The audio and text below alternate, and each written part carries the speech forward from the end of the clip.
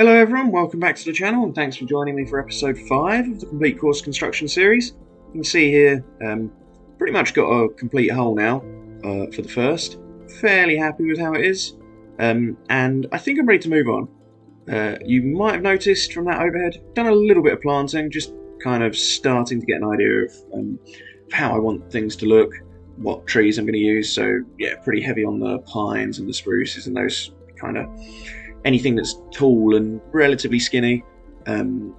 That's kind of what you'd be seeing in this part of the world mainly, but not against using some other big kind of feature trees. We've already got the one up here. So I'm ready to move on, and logically might suggest that I should move on to the second, but I'm actually going to work this way, more into the middle of the plot, and I'm going to have a crack at 12. So I was sort of coming up with a plan for this hole on my stream the other day, and so I flattened out the green side, just very preliminary, so you haven't really missed much. That was just me pretty much spamming a flatten brush, and kind of came up with the idea that as it is, the hole is going to be pretty similar to how the first is going to play. We've got that left to right camber, ever so slight dogleg left, and the green kind of banked into a hill, left side high again, and there's kind of a natural place for bunkers down on the right side. So I don't want it to be a carbon copy of the first. It would obviously be a bit too repetitive. You get a little bit of leeway, I suppose, in the fact that we're 11 holes later than what we'd have already seen. But the kind of counterpoint to that is we're, in terms of location, in terms of proximity, we're very close to the first. You can actually see up the approach shot. You get a view of the green that we're trying to avoid replicating. So I want to avoid making that, falling into that trap of having them too similar. But at the same time, another thing to consider is that we're going to be seeing the green from the 7th, and probably a double green, in fact. So I want it to look really nice. I want it to kind of catch your eye in the background of this drive as well. And I think one of the ways that I'm going to do that, I'm going to kind of separate the greens with a bunker that's kind of pulling double duty in here. Like a nice big flat bottom one, kind of a funky shape. A little bit more offset, a bit more around this side of the green, so not necessarily coming in over it. And then in order to make the drive a bit different, and make the whole play a bit different, I'm looking at the kind of a narrows vibe. So we want, maybe this side doesn't have to be angled in too much, but certainly this side I want the fairway to kind of taper in. So the further we're hitting our drive, up to kind of at about 315, I probably want it about 25 yards wide, about there. And we're going to kind of taper in with hazards this way. The idea of that being that the further you hit your drive, the more precise you've got to be, but the counterpoint is that obviously the further we hit our drive, the shorter second shot we've got in. So a point of consideration there is I might make this green slope front to back, so then if we hit a long drive and we're coming in with a wedge or a 9-iron in hand, we can kind of hold the green, we can get a bit more spin. Obviously kind of have to be coming in off the fairway to achieve that. Whereas if we play more safe, maybe hitting 3-wood off the tee, we're kind of coming in with a 5-iron. And similarly, I'm going to have a harder time holding the green, or at least holding the front of the green. The ball's going to want to run to the back.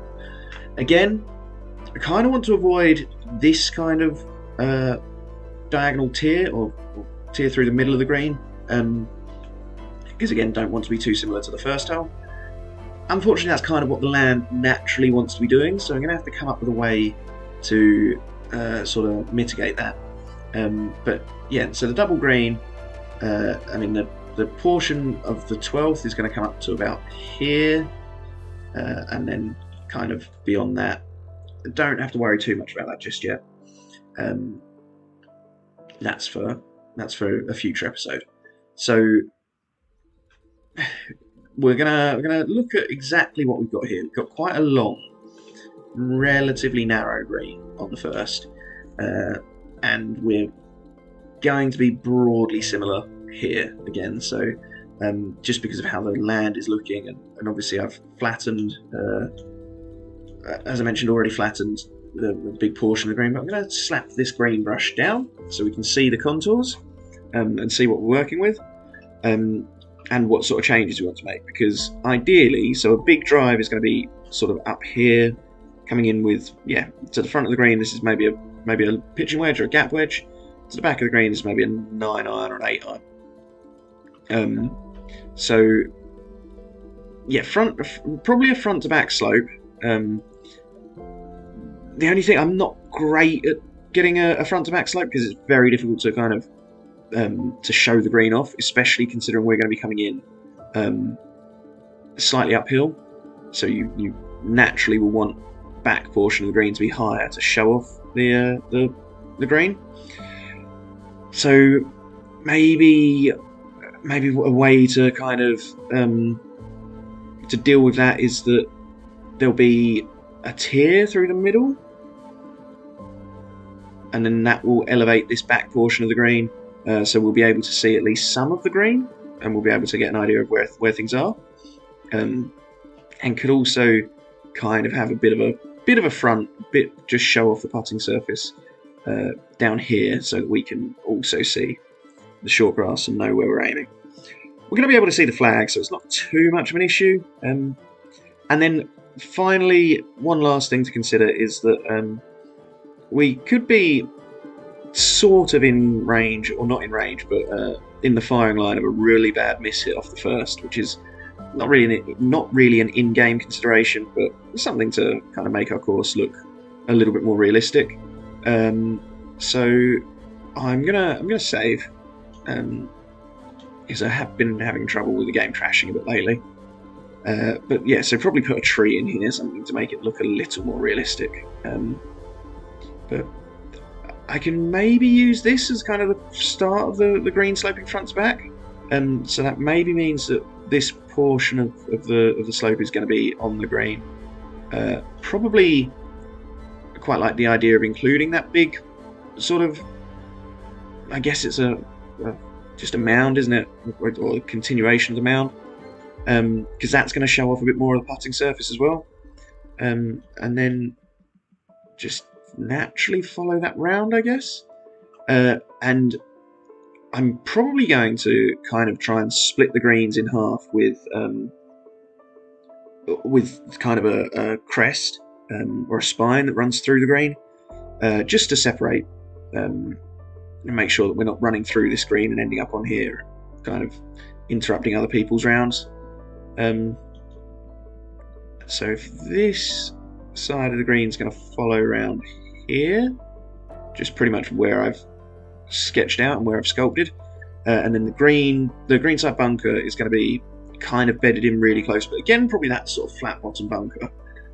Can slope this way, where I'm going to have to raise this up, and we can have a nice steep bank, because this bit's going to be nice and flat, and so we're kind of, well, at the moment we're nearly 6 foot down, so we're not going to be able to see much of the putting surface from in the sand. And then I think I quite like the idea as well of some bunkers kind of short in front of the green, just adding a little bit of visual interest, making us look like we've got something slightly different to what we've already got on the first. But let's, where are we? We want this brush, I think, to get that nice sharp edge, nice steep edge, and get the surface of the bunker nice and flat. So, and then, well, I want to get the bunker kind of broadly sculpted, and then come back in and worry about the green after, because obviously sculpting these flat bottom bunkers can mess with what your green contours do, which can be a bit of a pain.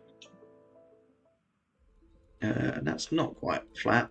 I'm not sure where I've gone wrong, but will be alright. In fact, I probably actually want it even lower, don't I? Or I want this side raised up because I want it sitting. I don't want it. Well, this green's going to be raised up to about this height, so that's kind of a future issue. Do I include this all the way down the side? I could do, couldn't I? That could be fun. That could be a bit different, a bit more interesting, and then could even wrap around the front of the green. It almost naturally wants to do that, doesn't it? Maybe I go with that. Maybe I've been struggling with how this is going to work, how this is going to be interesting. So that means that the further back we drive, we're coming in over a bunker kind of sculpted into the front of the green. It's going to be a bit awkward. Just got to get a shape that's interesting as much as anything. And then that might look, it's going to look very, very horizontal from the 7th. So I'm going to have to do something about that, I think. I would quite like it to almost play off of this diagonal. So does that mean I make it a bit wider here?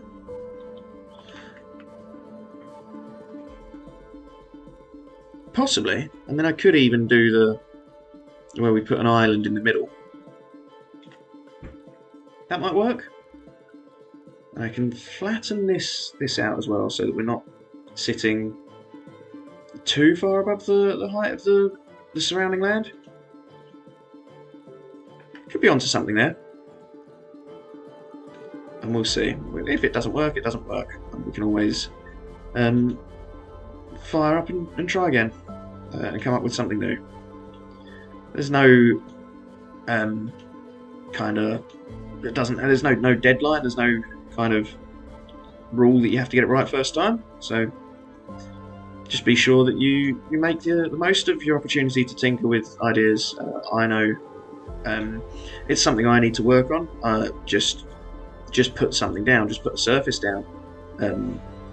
I should rather build a bad hole than no hole at all, because at least if I've got something down, there's something to work on, something to improve moving forward.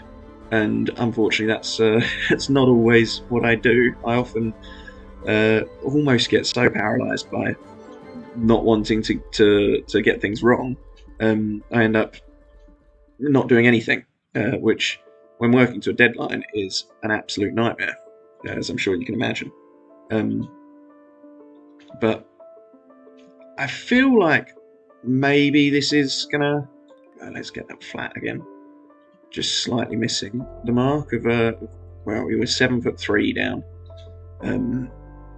That's kind of the number I'm looking at. We're slightly missing it again, but we'll tidy up shortly. But yeah, I think that's something that I definitely want to make sure I work on, and it's actually something that streaming has helped me with. That by kind of putting it out there, having people watch me, having people sort of involved, it makes it much easier to just throw things down, because you feel a bit stupid if you're just sitting there not doing anything. Although anyone that does frequent my streams will know that they can be a bit all over the place, a bit disorganised. But hopefully we have fun, and hopefully anyone who's watching this and hasn't come to visit might try and swing by in the future. I often stream evening time, UK time, so it'll be late afternoon in America. Not much good for the Aussies, I know, but that's a small price to pay for the lovely weather they get to enjoy most of the year, I suppose. The fact that they have to miss my streams. And we also we do quite a lot of varied things there. I'm not going to plug it too hard, but do a lot of course playthroughs, do a fair bit of designing, a fair bit of not actually making any progress in designing, but I try. So anyway, so I've got kind of the shape of what the bunker's gonna do there. No, I haven't. I haven't done the extra back portion, have I? The extra bit I added. I worked my original line, not the second try. And then hopefully this kind of this shape. I'm more focused on how that shape's going to look from the 7th tee, because I quite like how we're probably not really going to be able to see too much of the sand from the 12th tee, and I think I quite like how it's going to affect the hole. So let's throw the bunker spline down. Gonna have to work around this island in the middle, so I'll just do a small portion this side. Although getting islands involved in flat bottom bunkers can be really awkward, because you obviously get to work with the joys of the bunker texture and its auto flattening or auto sculpting. So let's just throw that down, and then throw another bunker down the other side, and see how close we are to getting it to work.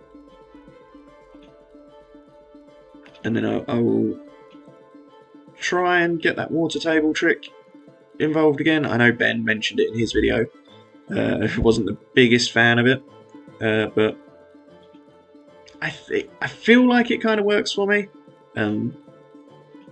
Yeah, at least helps me get the pan pretty flat, and I know that I could definitely do with getting the edges of the bunker sculpted more. Kind of have the I want that bit further away, don't I? I can always shrink that little island. I would rather have the grass kind of flow straight into the bunker rather than how it sort of how we smooth out the slope a little. But yeah, that's something I'm again not great at getting right. Something I can work on for sure. But, so we want the sand at that height, more or less, don't we? I think that was the height I was working to.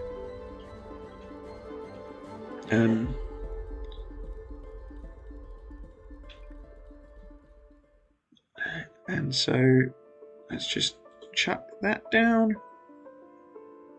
If we can get like big areas of it moved right from the start, then it's much easier. Much less tweaking, much less of that sort of finer jumping around where it loses its flat shape so much. But that's where the bulk of the work is, and getting it right. But you've seen me do this before, so I'm going to make a cut, and I'm going to come back when the bunker is more or less sculpted, and I can crack on with something maybe a little bit more interesting. So thanks to the magic of video editing, you won't be away long, but I'm going to be a few minutes. And so here we go, guys. Bunker broadly sculpted, not quite perfect, but there's some touching up all round needed. Particularly on this side, I'd like to kind of sharpen this edge a little, but I'm fairly happy with how it looks for the most part. Kind of the bulk of the work has been done. You can see if we go back to where we're potentially approaching from, I quite like how the green's sort of nicely perched, just sitting above the sand, kind of sort of bedded into the hill a little. And then the other question was sort of how it was going to look from the 7th tee. I think we've mostly got that sort of diagonal line. I wanted that bit of interplay between the creek and this bunker. It's not quite perfect. Maybe I have to shrink down that end and kind of taper it into a bit more of a point to get that shape really working. But I think that's something I can tackle when I get to the 7th green in a future episode. In terms of how the green's going to play, I think it's fairly easy to imagine how, like a pin that's tucked in here, for example, we want to be coming in from the fairway with a short iron, or ideally a wedge, I guess, so that we can throw one in and stop it dead with a little bit of spin. And hopefully you can kind of see that if we're coming in out of the rough and we're not going to get much purchase, we've not got a lot of margin for error to try and sort of pitch it short and hold it. And if we're coming in with a 5-iron, again, we're probably struggling to land it sort of short of the pin and still on the green, so the bunker's a real risk. Or we try and play like a creative shot. We'll get some contouring working in here to sort of maybe give us a chance to feed the ball down, but that's going to be a bit more of a difficult, imaginative shot. In terms of the rest of the green, the defence is going to have to be a little bit more nuanced, I think, and that's where this front to back slope is going to come in. We want, again, that's going to be if we're hitting the fairway, we're having a chance to kind of pitch it, get some purchase, get the ball to stop, and not have to worry about it sort of feeding down the green and running away. That's, again, a short iron, a wedge, and particularly coming in off the fairway. If we're coming in out of the rough, if we're hitting a longer iron in, we're going to have a hard time stopping our ball running away from us. So front to back greens, not really my speciality.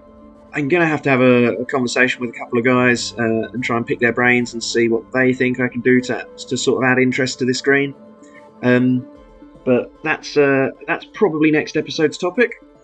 And then the other consideration I had was how we're sort of defending from a miss hit off the first tee. And I want to throw a tree in here. I think it's going to be a feature tree, so it's going to be a case of picking the right one. So that's going to be a thing all in itself. But if you've got any input, any thoughts on anything at all that I've discussed today or in previous episodes, or maybe just some questions for me, please feel free to drop a comment and ask away, and I'll get back to you, or I'll address it in a future video. If you've enjoyed this video, drop it a like, and if you're looking forward to seeing where the rest of this series goes, please subscribe. I know I'm a small channel, but every single one is really gratifying. It really kind of helps show that I'm sort of not wasting my time. I'm on the right lines. If you want to see more from me, please feel free to check me out on Twitch. As I mentioned, I'm live most evenings. But until next time, guys, that's pretty much everything I've got today. So hopefully you've enjoyed the video, and I'll catch you in the next one. But until then, have a great day. That's going to be all from me. So bye for now.